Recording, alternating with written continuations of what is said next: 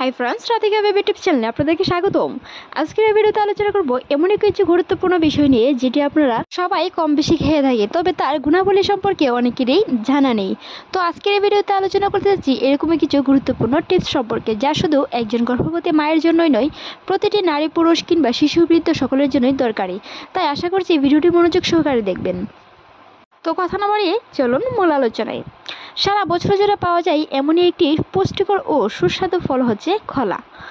আমরা ঘরোয়া তৈরিতে খাবারের চাইতে বাহিরের ক্ষতিকর ফাস্টফুড কিংবা জাঙ্ক ফুড খেতে বেশি পছন্দ করি, তবে শরীরের ভালো রাখতে স্বাস্থ্যকর ও খাবার খাওয়া খুবই জরুরি, সেটা আমরা সবাই জানি। তবুও বাহিরের খাবারের মধ্যে অন্যতম একটি আকর্ষণীয় ভাব থাকে।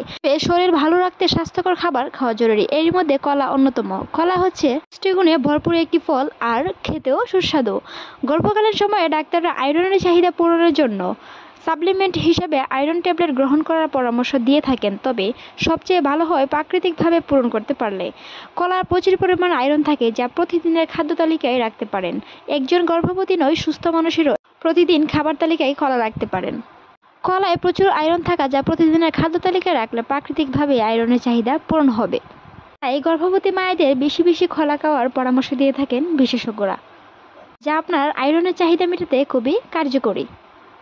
আরও অসংখ্য ভিডিও আছে আমাদের চ্যানেলে, চাইলেই দেখে আসতে পারেন। কলা শুধু পুষ্টিকরই ভরপুর নয়, প্রতি 100 গ্রাম কলায় রয়েছে প্রায় 89 কিলোগ্রাম শক্তি, যা একজন প্রাপ্তবয়স্ক পুরুষের দৈনিক শক্তির উৎস। তবে 3.56% পূরণ করে, এবং একজন প্রাপ্তবয়স্কের ক্ষেত্রে বা মহিলার ক্ষেত্রে দৈনিক শক্তি প্রায় 3.87% পূরণ করে থাকে কলা।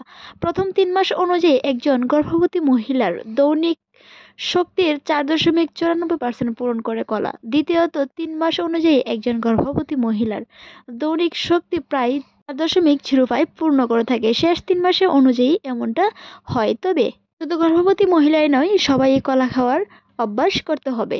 কলায় রয়েছে প্রচুর পরিমাণ আয়রন এবং হজম শক্তি। তাছাড়াও কলায় রয়েছে যৌন চাহিদার মতন শক্তি যোগানোর মতো উৎস। তাছাড়াও আরও রয়েছে আমিষ 1.1 গ্রাম, শতকরা 23 গ্রাম, খাদ্য আঁশ 2.6 গ্রাম, চিনি 12 গ্রাম, সোডিয়াম 1 কিলোগ্রাম এবং পটাশিয়াম 358 মিলিগ্রাম। ফ্যাট প্রায় 0.3 গ্রাম, ভিটামিন সি 8.7 মিলিগ্রাম। এই ফলটি শুধু সিজন অনুযায়ী নয়, 12 মাসই পাওয়া যায়। তবে অভ্যাসে চেষ্টা করতে হবে বাহিরের খাবার খাওয়া থেকে, বাহিরের ফাস্টফুড কিংবা তেল জাতীয় খাবার খাওয়া থেকে। বিভিন্ন ধরনের ফলমূল শরীরের জন্য অনেক উপকার। তাছাড়াও গর্ভাবস্থায় ফলিক অ্যাসিড, ভিটামিন সি গ্রহণ করতে বলা হয়ে থাকে।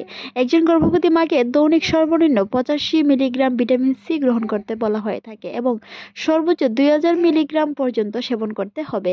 হজমে সহায়তা করে কলা। কলা অ্যান্টিসিডিড এর মতন কাজ করে, অর্থাৎ কলা হজমে সহায়তা করে এবং পেট পাবার সমস্যার সমাধান করে। তাছাড়াও কলা পাকস্থলীতে ক্ষতিকর ব্যাকটেরিয়া বৃদ্ধি রোধ করতে সহায়তা করে থাকে। তাছাড়াও বিশেষজ্ঞ বা বিভিন্ন গবেষণায় দেখা গেছে উচ্চ রক্তচাপ কমায় কলা। অনেক সময় শোনা যায় অন্তঃসত্ত্বা নারী গর্ভধারণকালে বা প্রসবের সময় বা পরে হৃদরোগে আক্রান্ত হয়ে মারা গিয়েছেন। পাকা কলার মধ্যে উচ্চ পরিমাণ পটাশিয়াম থাকে এবং কম সোডিয়াম থাকে। নিয়মিত এই কলা খেলে উচ্চ রক্তচাপ কমাতে সাহায্য করে, এমনকি স্ট্রোক ও হার্ট অ্যাটাক ঝুঁকি কমাতে সাহায্য করে। শুধু কলাই নয়, আমাদের দৈনিক জীবনে খাবারের তালিকায় বিভিন্ন ফলমূল রাখাটা খুবই জরুরি। কোষ্ঠকাঠিন্য দূর করে। কোষ্ঠকাঠিন্য গর্ভকালীন সময়ে এক বিপজ্জনক একটি লক্ষণ। এছাড়াও অনেকেই গর্ভাবস্থায় কোষ্ঠকাঠিন্য ভুগে থাকেন। গর্ভাবস্থায় কোষ্ঠকাঠিন্য একটি বিরাট সমস্যা। কলার মধ্যে থাকে প্রচুর পরিমাণে আঁশ, এটি কোষ্ঠকাঠিন্য কমাতে সাহায্য করে, সেই সাথে হজম শক্তিও ভালো রাখে। ধন্যবাদ।